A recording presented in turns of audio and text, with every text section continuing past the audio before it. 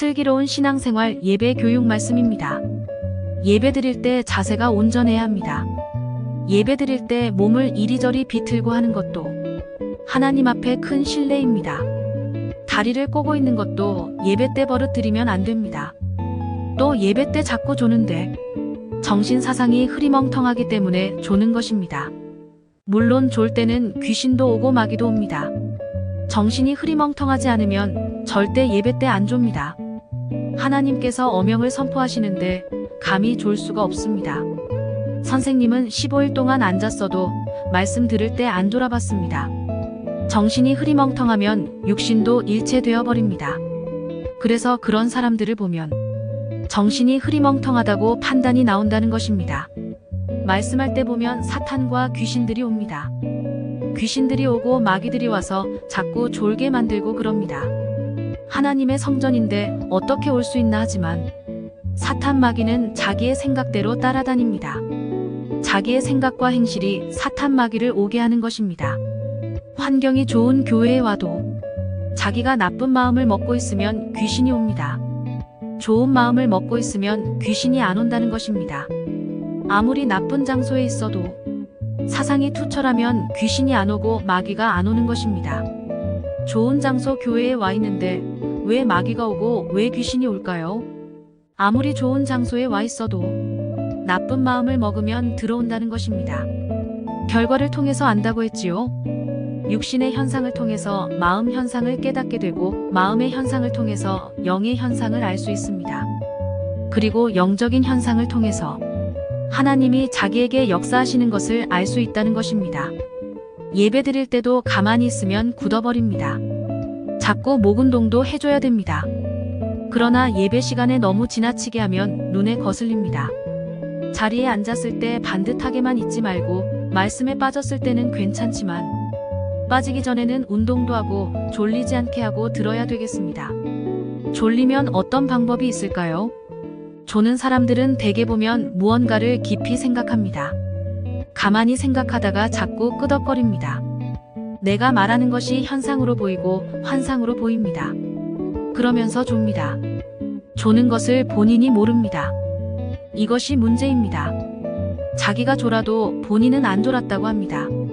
죽을 때도 그런 현상으로 죽습니다. 거의 그렇게 사르르 죽습니다.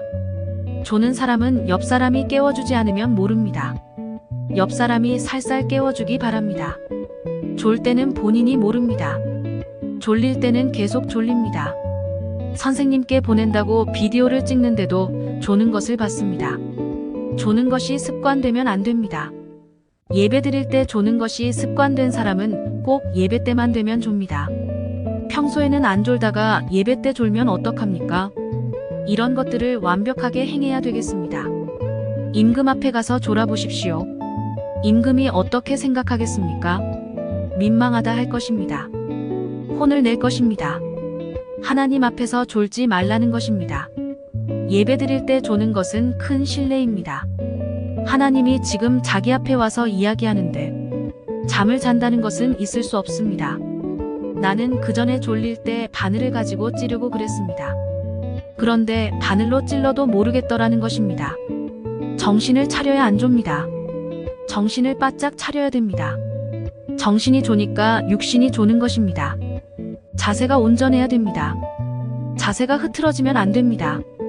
볼 찰 때 자세가 틀리면 볼이 제대로 안 갑니다. 자세가 불량하면 100번을 해도 1000번을 차도 제대로 안 갑니다. 자세 불량하면 절대 안 돼. 버릇 들어서 자꾸 그래. 버릇 들면 안 돼. 버릇되면 예배 드릴 때도 자꾸 자세가 틀어지고 흐트러집니다. 그것을 엄격히 내가 지적하는 것입니다. 하나님께서 말씀하시길 버릇이 돼서 예배만 드리면 자는 사람들은 회개해야 된다. 그 제단은 못 받는다. 자세가 틀려서 안 받는다. 하셨습니다. 정신을 다시 차려야 됩니다. 하나님은 불꽃같이 쳐다보십니다. 알겠어요? 선생님은 그런 자세를 가지고 말씀을 받았습니다. 예배드리는 시간은 하나님의 귀한 말씀을 듣는 시간입니다. 하늘의 음성이 나도록 나는 숨도 잘 안 쉽니다.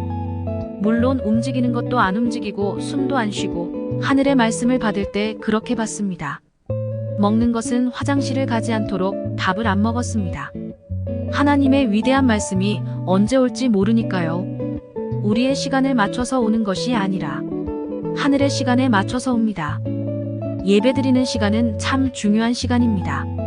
예배드리는 시간은 하나님의 위대한 말씀이 전달되는 시간입니다. 하늘이 이 시간 사명자를 통해 말씀하시니 모두 뜨끔하게 듣고 고치기를 바랍니다. 예배드리는 것을 보고서 하나님께서 그 사람에 대해 많이 결정을 내리십니다. 예배드릴 때 잘해야 돼요. 졸거나 딴 생각하면 역시 낙제한 거예요. 예배드릴 때 다른 생각하고 전화까지 하는 사람 있어요. 흔히 일어나는 일들이에요. 그런 것을 많이 봤어요. 예배드릴 때 다 보여요. 문자 보내는 것도 훤히 보여요. 물론 급한 일도 있어요. 하지만 하나님 앞에는 잘 쪼개서 해야 됩니다. 이 쪼개는 것을 안 하니까 사탄이 개입되었어요.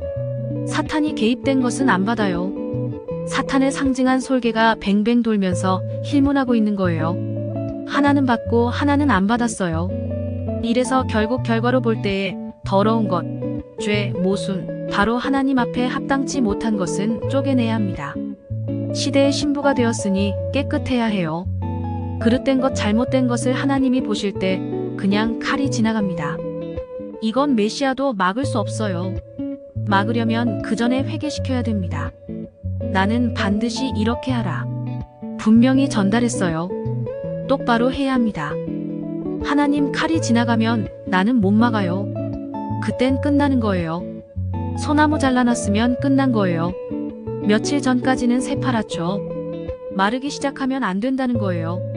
하나님 칼 지나가면 안 됩니다. 그 전에 살려야 합니다. 살리고 싶으면 그 전에 가르쳐서 못하게 해야 합니다.